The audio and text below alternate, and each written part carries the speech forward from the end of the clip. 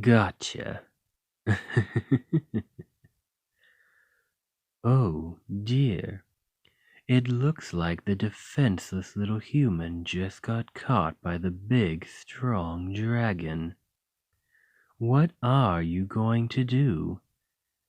Or perhaps the better question is, what am I going to do to you?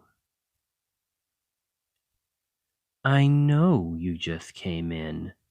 It wouldn't have been much of a sneak attack if I didn't snatch you up the second you walked in the door, now would it?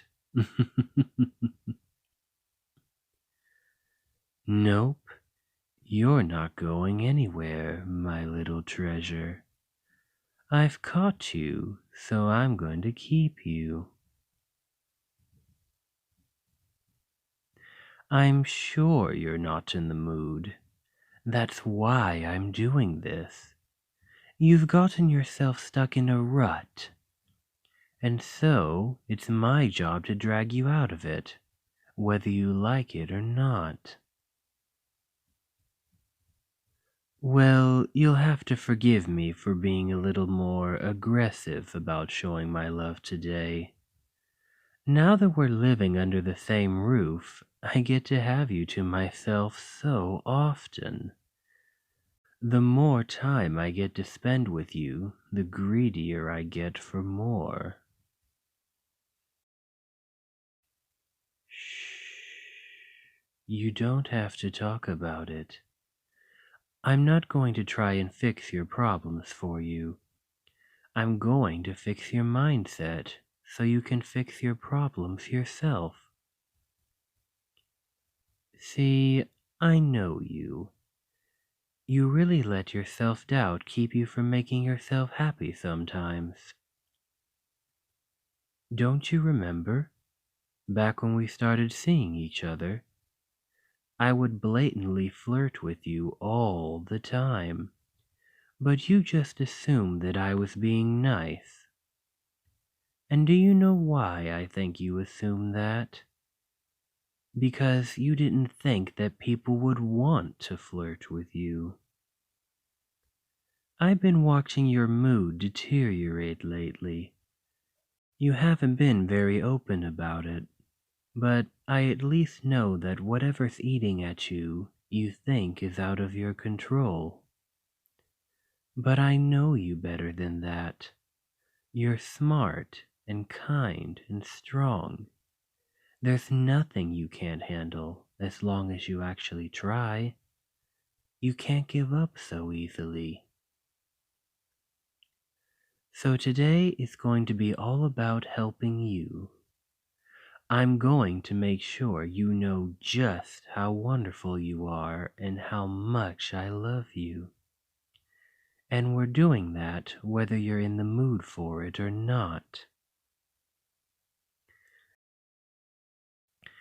Come here, let's sit by the fire. I have a new rug that's so soft and thick it's almost like lying on a bed. We can get nice, warm, and comfy there. You say no, but I know that deep down you really want someone to take care of you.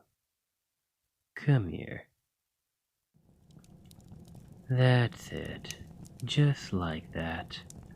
Let me wrap my arms around you.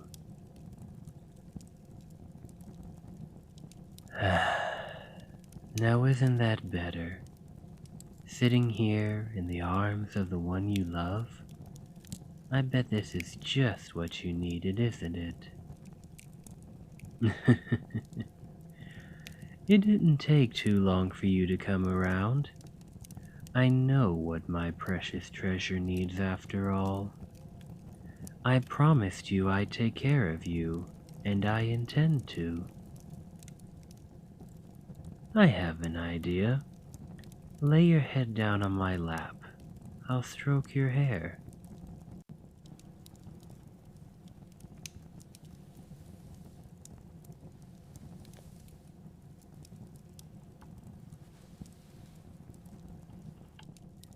You work so hard. I'm sure that sometimes it feels like nobody notices everything you do, but I do.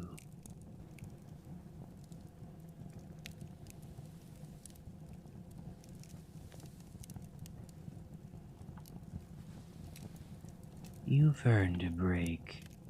You deserve to relax and take time for yourself. It's not something you need to feel guilty about.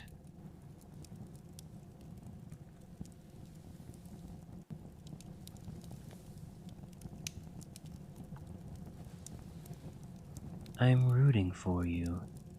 Every single day I think about you. I think about how you're doing, and I think about what I can do to make you happy. And you know what? I'm not the only one.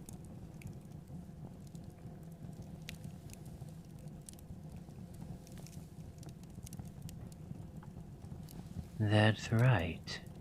You are loved. You have many people who want you to succeed. Not just friends and family either. There are people who have only known you briefly, but want the best for you because of the impression you left on them. I know it.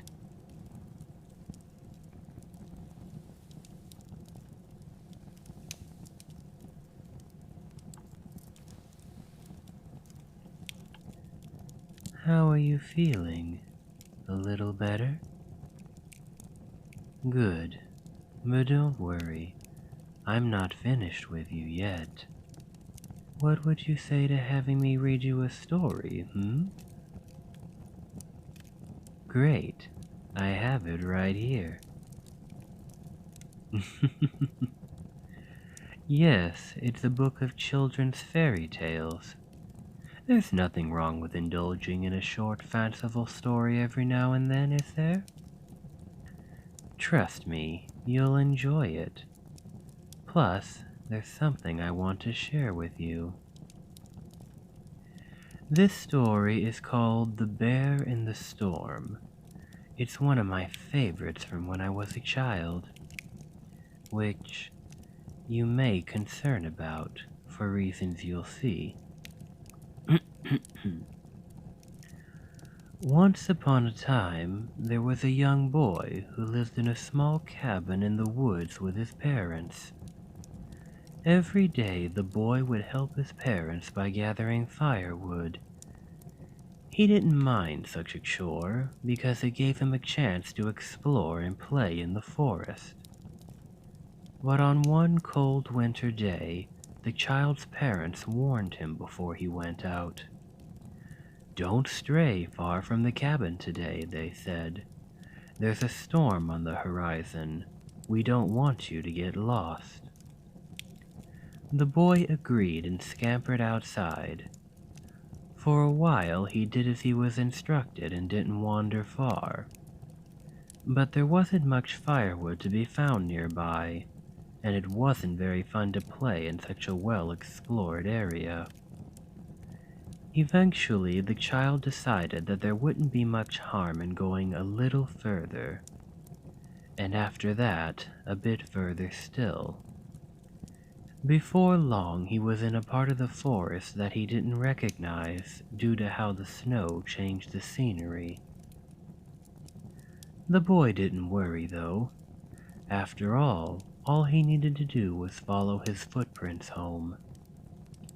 He went further and further into the unfamiliar woods, and just as he started to wonder if it was time to turn back, the storm hit. A small seed of worry rooted itself in the child's heart as the snow started to swirl around him. He started to follow his small footprints, but after a few minutes the howling wind and snow swept the trail away. The storm made it almost impossible to see where he was going. At that point, the child was truly starting to panic. He looked this way and that, but he couldn't decide which way he should go from there.